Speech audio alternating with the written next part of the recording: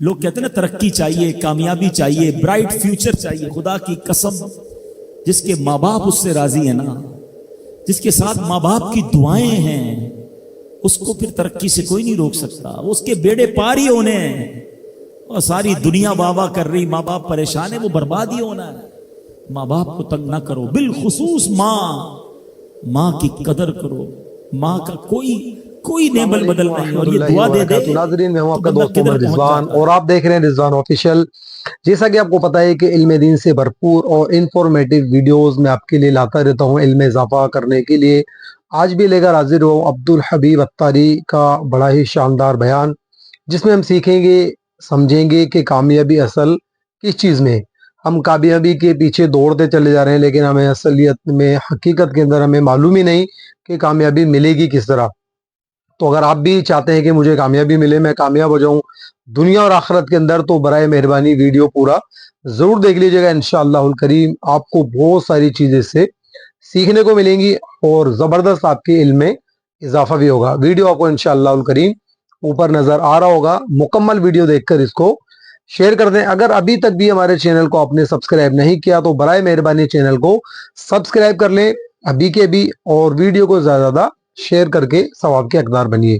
Video ملاحظہ لوگ فرمائیں. کہتے ہیں نا ترقی چاہیے، کامیابی چاہیے، برائٹ فیوچر چاہیے. خدا کی قسم جس کے ماں باپ اس سے راضی ہیں نا، جس کے ساتھ ماں باپ کی دعائیں ہیں، اس کو پھر ترقی سے کوئی نہیں روک سکتا. اس کے بیڑے پار ہی ہونے ہیں.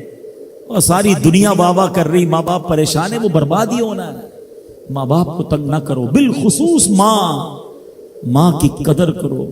ماں کا کوئی نیبل بدل نہیں. اور یہ دعا دے دے تو بندہ کدھر پہنچ جاتا ہے. اچھا پھر آج کل ایک اور ٹرینڈ چلا ہے، کسی بھی طرح کا زندگی میں مقام بڑھ گیا نا، مشہور ہو گیا، اب وہ ماں باپ پر بھی روب جما رہا ہوتا ہے. پتہ نہیں میں کتنا بڑا آدمی ہو گیا ہوں، اب میں آپ کی خدمت کہاں سے کروں گا بھائی، ٹائم ہی کہاں ہے میرے پاس.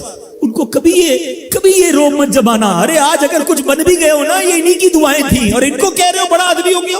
حضرت موسیٰ کلیم اللہ علی نبینا علیہ الصلوۃ والسلام، کتنا بڑا مرتبہ ہے. اور آپ نے ایک بار اللہ کریم کی بارگاہ میں عرض کیا، مولا مجھے جنت میں اپنا پڑوسی دیکھنا ہے. ارشاد کیا ہوا کہ اے موسیٰ، جنت میں تیرا جو پڑوسی ہے وہ ایک فلاں علاقے کا کسائی ہے. آپ حیران ہو گئے، آپ نے کہا مولا مجھے ملنا ہے. ایڈریس بتایا گیا، آپ چلے گئے وہاں پر. ایک نوجوان نے دروازہ کھولا، آپ اندر گئے. گھر میں گئے تو دو بوڑھے ماں باپ، بوڑھی شخصیات تھی. انہوں نے حضرت موسیٰ کو دیکھا، آپ کی رسالت کی گواہی دی، اور دونوں دنیا سے چلے گئے. وہ نوجوان کسی کام سے گیا، جب واپس آیا اپنے دونوں والدین کو دیکھا کہ دونوں کا انتقال ہو گیا ہے. تو کہا ہو نہ ہو آپ حضرت موسیٰ علیہ الصلوۃ والسلام. حضرت موسیٰ نے کہا میں نے تو نہیں بتایا کہ میں کون ہوں، تمہیں کیسے پتا چلا؟ کہا میرے ماں باپ روزانہ دعا کرتے تھے کہ یا اللہ اس وقت تک موت نہ دینا جب تک حضرت موسیٰ کا دیدار نہ کر لے. آپ ہمارے گھر آئے ہیں، آپ کو انہوں نے دیکھا ہے، یہ چلے گئے دنیا سے، آپ ہی حضرت موسیٰ ہیں. حضرت موسیٰ نے فرمایا بتاؤ کچھ اور بھی دعا کرتے تھے؟ کہا ہاں، میں اپنے بوڑھے ماں باپ کیونکہ چبا نہیں سکتے تھے، روز ان کو دیوالے چبا کر کھلاتا تھا. اور جب بھی کھانا کھلاتا تھا نا، میری ماں دعا کرتی تھی یا اللہ میرے بیٹے کو جنت میں موسیٰ کا پڑوسی بنا دینا. حضرت موسیٰ کہتے بیٹا تیری ماں کی دعا قبول ہو گئی ہے، تو ہی جنت میں میرا پڑوسی ہے. یہ ہے ماں کی دعا. اور یہ وہ دعا ہے جو بن مانگے مل رہی ہے، جو ماں کے دل سے نکل رہی ہے. آؤ میں بتاؤں کچھ بڑے آدمی، واقعی جس کو کہتے ہیں بڑا آدمی کون ہوتا ہے. امام اعظم ابو حنیفہ رضی اللہ تعالیٰ سے بڑا تو کوئی نہیں نا، کتنے بڑے وقت کے امام ہیں.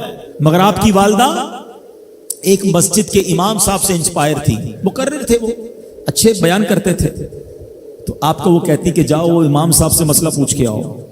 خود مفتی اعظم ہیں، امام ہیں کروڑوں حنفیوں کے. ماں کو یہ نہیں کہا کہ ماں پتہ نہیں میں کتنا بڑا مفتی ہوں، تم مجھے مسجد کے امام کے پاس بھیج رہی ہو. آج تو یہ ڈائریکٹ جواب دے دیتے ہیں نا، مجھے پتہ نہیں میں کون ہوں، مجھ سے بحث کر رہی ہو، اتنی کتابیں پڑھی ماں، تم نے تو پڑھا ہی کچھ نہیں. ابو جان آپ کو دنیا کا کیا پتا، مجھے پتا ہے. سنو امام اعظم، یہ ایسے نہیں بنتے بڑے لوگ. ماں کو کہتے ٹھیک ہے ماں، مسجد کے امام کے پاس جاتے، اس مقرر کے پاس جاتے. وہ کہتا حضور آپ مجھ سے مسئلہ پوچھنے آئے، آپ دنیا کو مسئلے بتاتے ہیں. کہ کیا کروں، ماں نے بھیجا ہے. کہ حضور جو آپ بتا رہے ہیں مجھے آپ ہی مسئلے کا جواب بتا دیں، وہی میری طرف سے ماں کو بھی بتا دیں. ایک بار ماں نے کہا کہ میں خود جا کر پوچھوں گی. پھر بھی امام اعظم نے منع نہیں کیا. اچھا کئی میل کا سفر تھا. امام ابو یوسف کہتے ہیں ہم نے خود دیکھا کوفہ کی گلیوں میں کہ امام اعظم اس خچر یا اس سواری کے لگام تھامے ہوئے ہیں, ماں اس پر سوار ہے اور وہ بازار میں اسے لے کے جا رہے ہیں. ماں کو یہ نہیں کہا کہ ماں تم مجھے تکلیف دے رہی ہو, وہ میرا شاگردوں کا بھی شاگرد ہے, اس کو کیا پتا جو مجھے پتا ہے. اللہ اکبر. ماں جاتی ہیں, مسئلہ پوچھتی ہیں, واپس آتی ہیں, امام اعظم ماں کو کچھ نہیں کہتے. یہ ہوتا ہے ماں کی فرما برداری. آج دیکھو دنیا ان کے گن گا رہی ہے. سیدنا بایزید بسطامی رضی اللہ تعالیٰ عنہ کتنا بڑا نام ہے, اولیاء کے سردار ہیں. دیکھو ماں کی خدمت کیسی کرتے تھے. آپ کی والدہ نے سردیوں کی رات تھی, سخت سردی کی رات, آپ سے پانی مانگا. حضرت بایزید بسطامی ماں کے پاس پیالہ لے کر گئے تو ماں سو گئی تھی. ماں کے سرہانے پیالہ لے کر کھڑے رہے, رات بھر کھڑے رہے سخت سردی میں. پانی تھوڑا سا آپ کی انگلیوں پر گرا تو وہ پانی برف بن چکا تھا. ماں کی آنکھ کھلی, دیکھا بایزید بسطامی بستر کے کنارے کھڑے ہیں. کہا بیٹا کیوں کھڑے ہو؟ کہا ماں آپ نے رات پانی مانگا تھا نا, اس لیے کھڑا رہا کہ نہ جانے کب آنکھ کھل جائے. اب جب پانی دینے کے لیے پیالہ الگ کیا نا تو وہ برف چمڑی سے چپک چکی تھی, تو جب وہ برف الگ ہوئی نا ہاتھ سے خون نکلنے لگا. حضرت بایزید بسطامی رحمت اللہ تعالی کی ماں نے جب یہ دیکھا نا کہ بیٹا ساری رات کھڑا رہا اور اب اس کا ہاتھ بھی لہو لہان ہو گیا, حضرت بایزید بسطامی کی ماں نے پتا اس رات کیا دعا دی؟ کہتی یا اللہ میں اس سے راضی ہوں, تو بھی اس سے راضی ہو جا. دیکھو کیا مقام ملا, اولیاء کرام کے سردار بن گئے. یہ وہ دعا